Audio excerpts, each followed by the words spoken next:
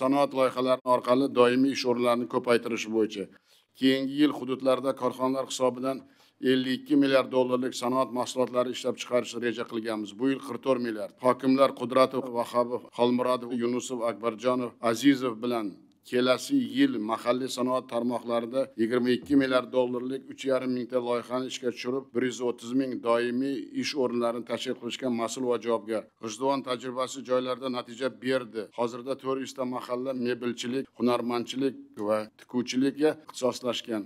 Tadbirkorlarni joyi kengaytirib berilsa, har biri yana 5-10 kishini bemalol ishga oladi. Tuman hokimlari keyingi yil sanoatda ixtisoslashgan 50 ta mikro sanoat markazini ishga tushirsin.